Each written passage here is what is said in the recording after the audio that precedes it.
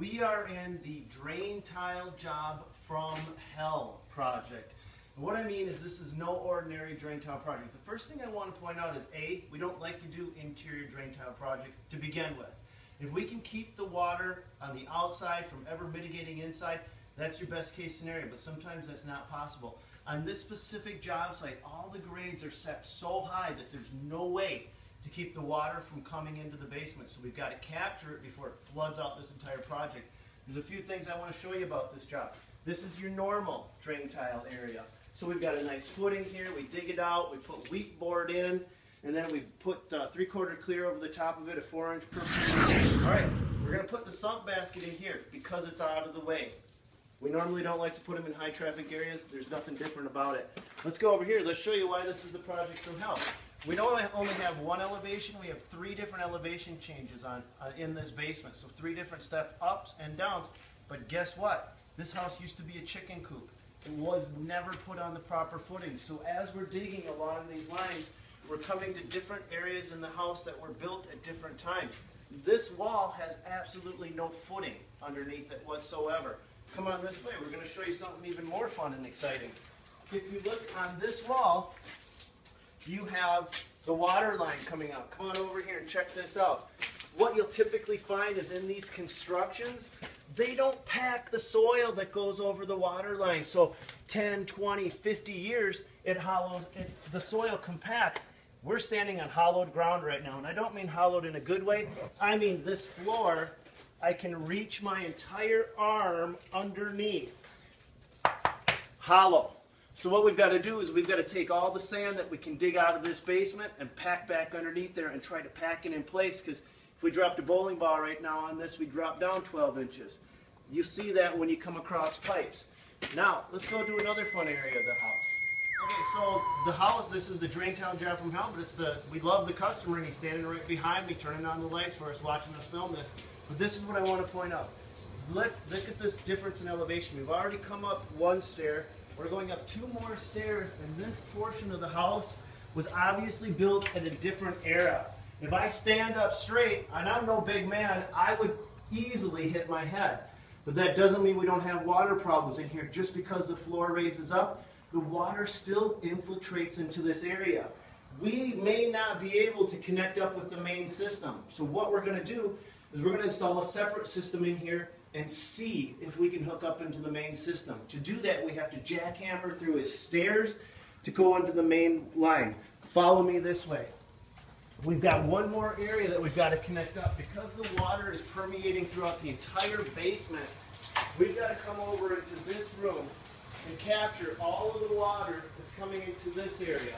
So what we're going to try to do is bring this drain tile system down and around and hook up into the main one. And when I say try to do, before we know if we can accomplish it or not, we've got to make sure all of our elevations are set so that we have a positive pitch. Like they say, crap rolls downhill. That's the same thing we've got to do in this basement, is make sure all the water flows down and into one main collection area where we can pump it out. The Draintile Job from hell is living up to its reputation. Not only are we finding foundation walls that have no footing, but we're finding footings that have no foundation wall. So what we're doing is we're jackhammering through those versus using a concrete saw to cut through them. The benefit of using an air-powered jackhammer in a tight, confined space like this is we're not getting the fumes running throughout the house. One other thing that we're doing is we're using a laser to make sure that all of our trenches have a positive pitch on it.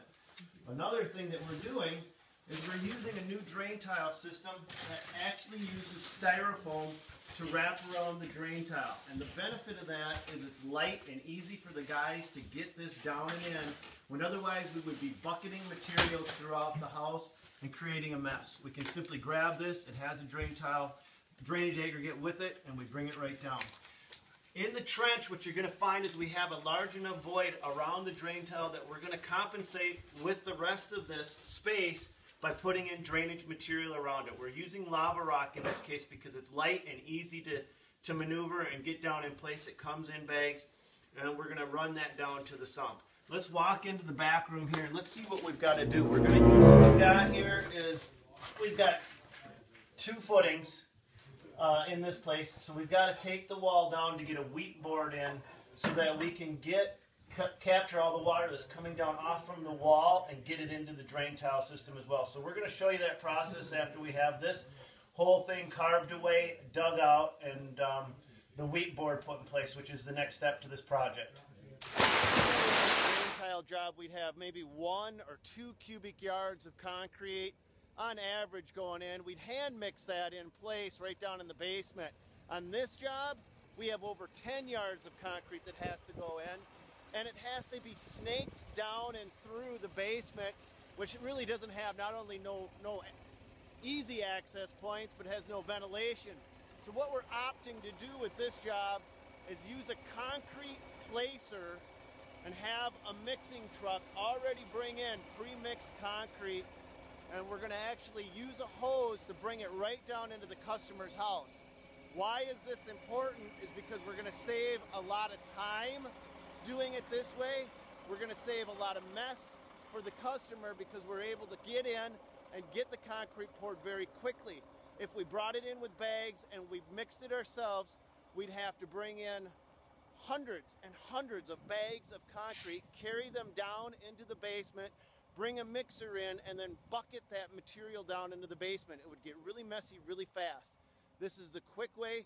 It gets the job done, and it actually saves overall expense on the project for both the customer and for us. Here you can see the only access point into the basement is through this window without coming through the entire house. So this is the hose that's actually pumping the concrete into place to fill up these trenches. You can see some of the concrete going in, and there's the hose, and that's how we're getting the concrete into this job so that we're not creating a huge mess for this customer. So this entire room was void of footings, and actually this is a pillar right here that holds up a good portion of the house, and that had nothing underneath it. So we were actually dug down around that footing and put extra concrete in, removed more material. So that's part of where some of the extra... So here you can see how we get the concrete in place. It's quick, easy in comparison to bringing in bags of concrete, hand mixing it, and trying to get it poured. And the key component to doing it this way is the consistency. All of the concrete is wet at the same time, and it all dries at the same time.